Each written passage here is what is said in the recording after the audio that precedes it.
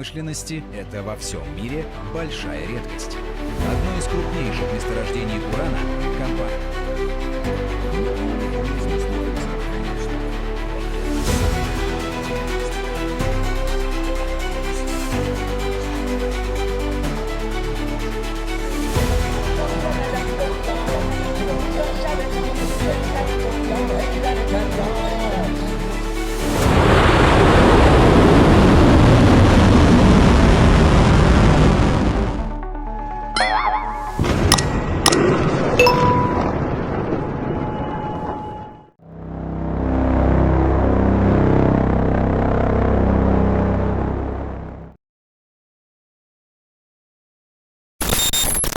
Selamat datang kembali di channel kami.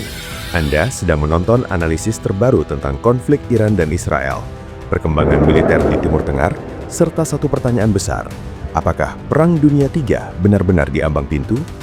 Hari ini kita akan membahas secara eksklusif momen paling kritis dalam sejarah konflik Iran dan Amerika, yaitu ketika Iran secara terbuka memamerkan uranium 60% di tengah kepungan 3 kapal induk AS, dan kabar terbaru dari Israel yang menyatakan hanya tinggal menunggu restu Washington untuk menekan pelatuknya.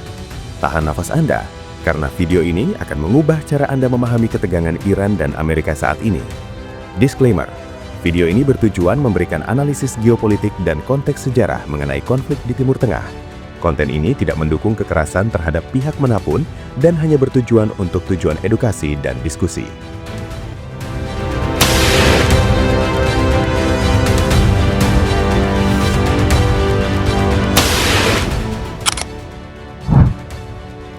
Baik, mari kita tinggalkan narasi dramatis sejenak. Sekarang kita masuk ke data mentah.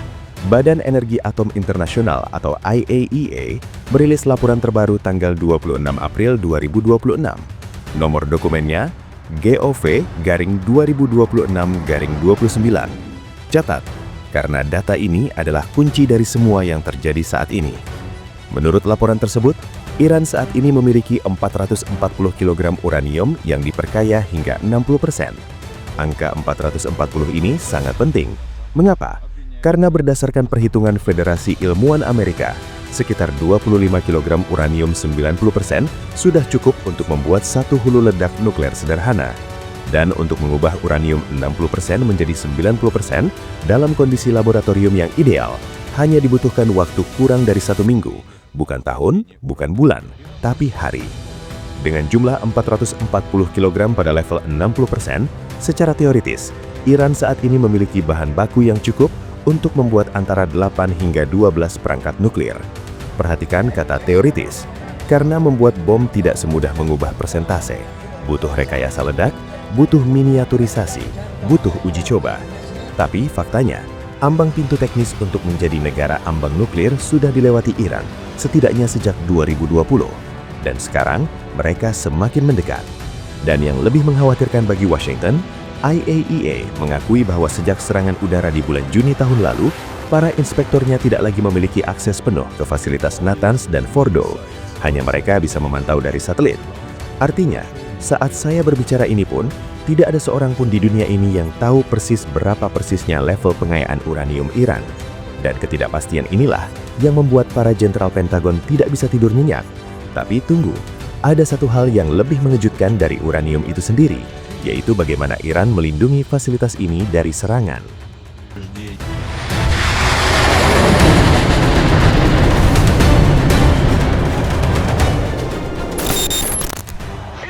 Saya akan katakan ini dengan terus terang. Jika Anda mengira Iran tidak siap diserang, Anda salah besar.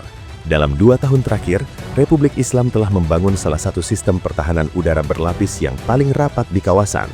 Bukan hanya canggih, tetapi juga dirancang dengan filosofi bertahan sampai titik darah penghabisan. Pertama, lapisan terdalam. Di sekeliling fasilitas Natanz, Iran telah memasang sistem rudal Arman. Ini adalah sistem anti-misil balistik yang mampu mendeteksi ancaman dari jarak 180 km dan menghancurkannya di jarak 120 km. Satu baterai Arman dapat melacak dan menembak 6 target secara simultan. Kedua, lapisan jarak pendek. Di atap ruangan bawah tanah, tersembunyi sistem Azarakhsh. Ini dirancang khusus untuk menghabisi pesawat tak berawak dan misil krus yang terbang rendah. Ketiga, yang paling penting, Iran sekarang tidak lagi menempatkan peluncur misilnya di tempat terbuka. Mereka menyembunyikan semuanya di bunker beton bertulang yang digali ke dalam bukit. Ini adalah taktik yang sama yang digunakan oleh Korea Utara. Dan taktik ini membuat serangan pendahuluan menjadi hampir mustahil tanpa intelijen yang sempurna.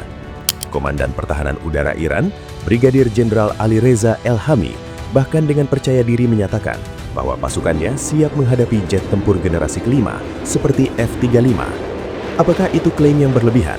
Mungkin, tapi perlu diingat, pada tahun 2019, Iran berhasil menghancurkan drone pengintai RQ-4 Global Hawk milik Amerika. Itu adalah drone yang terbang di ketinggian 16 km, jadi jangan remehkan mereka. Sekarang, mari kita tinggalkan pertahanan dan melihat sisi sebaliknya. Bagaimana dengan kemampuan ofensif Iran? Apakah mereka benar-benar bisa menyerang balik ke pangkalan Amerika? Kita akan bahas setelah ini.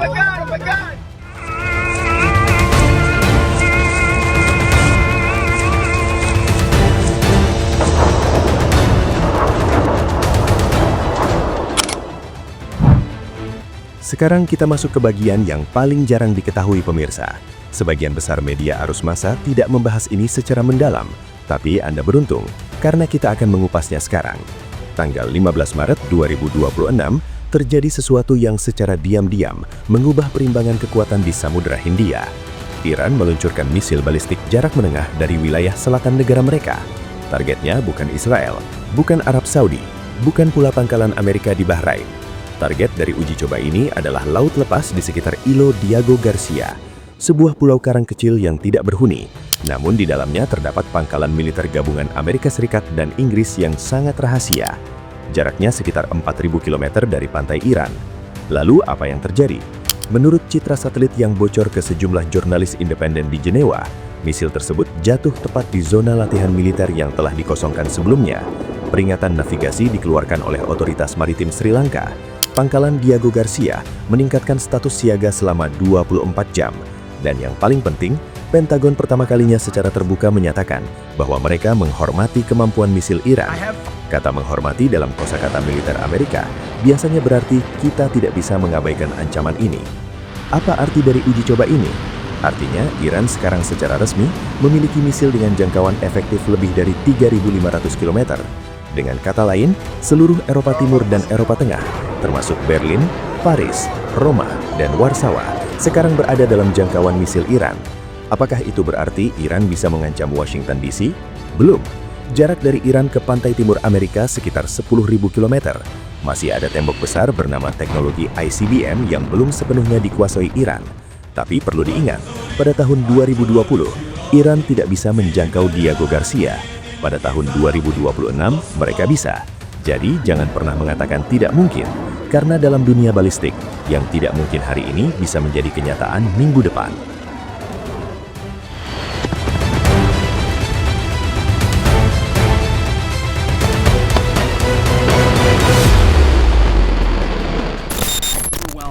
Lalu, di mana posisi Amerika Serikat dan Israel dalam semua ini? Mari kita bedah satu persatu. Amerika Serikat saat ini menggerakkan kekuatan laut terbesar di Timur Tengah sejak invasi Irak tahun 2003. 3 kapal induk, USS Gerald R. Ford di Laut Merah, USS Abraham Lincoln di Laut Arab, USS George H.W. Bush di Teluk Oman. Total 200 lebih pesawat tempur, 15.000 personil, 9 kapal perusak. Angkatan laut yang cukup untuk menghancurkan pertahanan pantai negara sekelas Korea Utara. Namun menariknya, pada tanggal 30 April lalu, Pentagon mengumumkan bahwa USS Gerald R. Ford akan segera kembali ke pangkalan di Virginia setelah 309 hari bertugas. Artinya, meskipun retorika perang terdengar keras, secara operasional AS justru mengurangi, bukan menambah kekuatan tempurnya di kawasan. Mengapa? Karena Washington sadar bahwa perang lain di Timur Tengah adalah jebakan tanpa jalan keluar. Sementara itu, Israel berada dalam posisi yang paling sulit. Menteri Pertahanan Israel, Katz, sudah mengumumkan bahwa semua target di Iran sudah diincar. Bahkan dia menggunakan frasa yang sangat eksplisit. Kami akan mengembalikan Iran ke zaman batu. Tapi hingga detik ini, tidak ada satupun serangan besar yang terjadi. Kokpit pesawat F-35 Israel tetap dingin. Mengapa? Karena Israel tidak bisa bergerak tanpa 2 hal. Pertama, lampu hijau dari Washington. Kedua, jaminan bahwa pangkalan mereka sendiri tidak akan hancur dalam serangan balasan. Dan dengan rudal Iran yang kini sudah mencapai jarak 4.000 km, tidak ada satupun wilayah Israel yang benar-benar aman dari serangan balasan.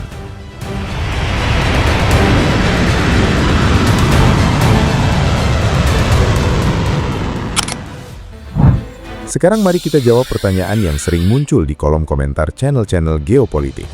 Apakah Perang Dunia III akan dimulai dari sini? Jawaban jujurnya adalah belum, tetapi kita sedang berada di jalur yang sangat licin. Lihatlah pola yang terjadi. Iran terus mempercepat pengayaan uranium. Mereka juga secara terbuka memamerkan kemajuan itu, bukan karena mereka ingin perang, tapi karena mereka ingin diakui sebagai kekuatan nuklir ambang pintu. Sama seperti Korea Utara. Dan sejarah telah membuktikan bahwa tidak ada seorang pun yang berani menyerang Korea Utara setelah mereka memiliki bom, karena risikonya terlalu besar. Amerika Serikat tahu persis bahwa menyerang Iran sekarang berarti membuka pintu perang regional yang bisa melibatkan Hizbullah dari Lebanon, milisi pro-Iran di Suriah dan Irak, serta kelompok Houthi di Yaman. Belum lagi dampaknya terhadap harga minyak dunia yang akan melonjak hingga melampaui $200 per barel. Itu akan menghancurkan ekonomi global. Dan dalam tahun pemilihan seperti sekarang, tidak ada presiden AS yang mau mengambil resiko itu. Sementara itu, Israel terus berteriak paling keras, tapi teriakan mereka semakin tidak didengar karena dunia sudah lelah dengan perang. Namun ada satu bahaya laten yang sering diabaikan oleh para analis, yaitu kemungkinan kesalahan perhitungan. Sebuah pesawat pengintai yang melintas terlalu dekat, sebuah kapal selam yang dianggap musuh, atau serangan cyber yang salah sasaran. Dalam situasi di mana semua pihak sudah menarik pelatuk mereka masing-masing ke posisi setengah tekan, satu kesalahan kecil bisa memicu ledakan yang tidak diinginkan siapapun. Jadi pada akhirnya, bukan niat perang yang paling berbahaya, tapi ketakutan itu sendiri, yaitu ketakutan Iran akan diserang, dan ketakutan Israel akan tertinggal. Kombinasi dari dua ketakutan inilah yang paling mudah meledak.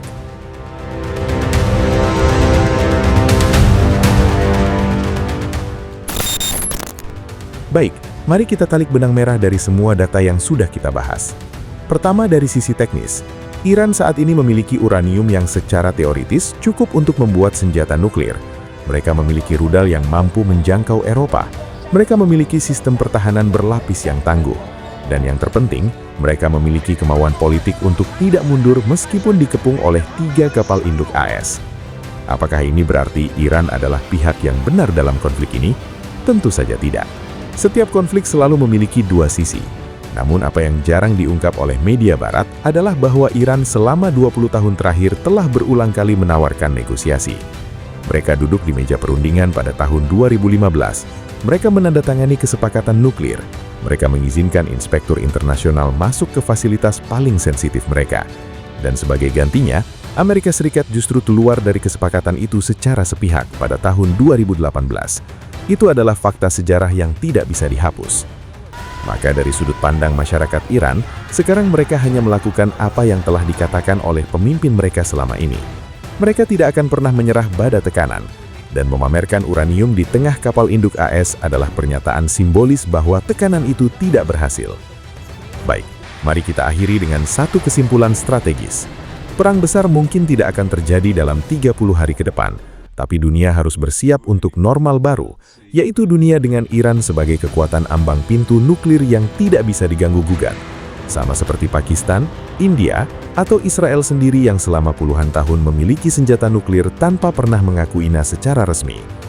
Kesimpulannya, panggung geopolitik global sedang berubah, dan kita semua adalah saksi dari perubahan itu. Sebelum Anda meninggalkan video ini, saya ingin mengucapkan terima kasih karena sudah bertahan hingga menit ini. Anda adalah bagian dari halayak yang tidak sekedar mencari berita instan, tetapi benar-benar ingin memahami akar masalah. Jika video ini menurut Anda bermanfaat, tolong berikan satu tanda like. Itu adalah sinyal bagi algoritma bahwa konten analisis geopolitik yang mendalam masih layak direkomendasikan. Jika Anda punya pendapat berbeda, atau jika Anda punya tambahan data yang belum kami sebutkan, silahkan tulis di kolom komentar. Saya membaca hampir semua komentar yang masuk, terutama yang disertai data dan bukan hanya emosi. Dan jika Anda belum berlangganan channel ini, silahkan klik tombol subscribe dan lonceng notifikasi. karena dalam 1 atau 2 minggu ke depan, kami mungkin akan membahas secara eksklusif hasil uji coba ICBM Iran berikutnya dan respons resmi dari Gedung Putih. Anda tidak ingin ketinggalan itu. Sekali lagi, terima kasih telah menggunakan waktu Anda dengan bijak. Jaga pikiran tetap terbuka, jangan percaya gosip, selalu cek sumber primernya. Saya pamit, sampai jumpa di video berikutnya.